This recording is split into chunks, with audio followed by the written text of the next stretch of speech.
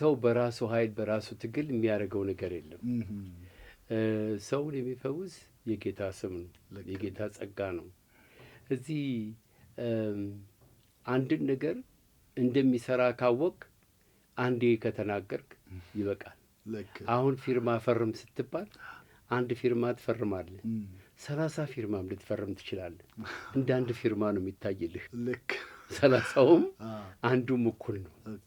ስለዚህ ደግሞ እግዚአብሔር ባህሪያችንንና አፈጣጠራችንን ይጠቀማል። እና እኔ በቃ በህይወቴ እንደዚህ ፐርሲስት የሚያደርግ ምናምን ነገር የለኝም። ሁሉን ነገር ላይክሊ ነው የማየው እና አይ ቲንክ ባህሪዬንም ጭምር የሚጠቀም ይመስለኛል።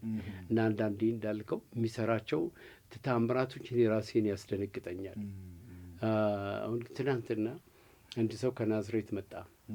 የመኪና አደጋ ደርሶበት እጁ ከዚህ ጀምሮ አይሰራም። እንደዚህ እንትን ብሎ ነው የመጣው እና በጣም ያመዋል። እንደዚህ ማንቀሳቀሳችን ጸለይኩለት እና ከናዝሬት እዚህ ድረስ የመጣው አምኖ ነው። እሱ ቢጸልይልኝ ይፈወሳለሁ ብሎ እምነቱን ነው እግዚአብሔር ያከበረው።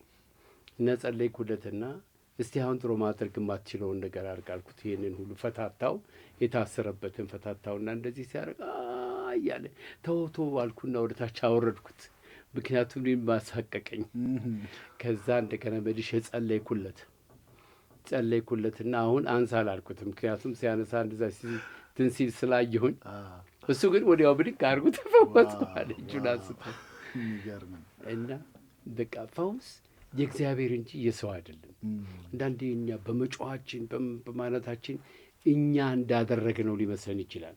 ብዙ መታገል እንትን አይደለም እና የእግዚአብሔር ስራ ነው። እግዚአብሔር ከወደደ ይሆናል የሚል ነው። ደግሞም ጌታ ስላለማመደኝም ጭምር ነው።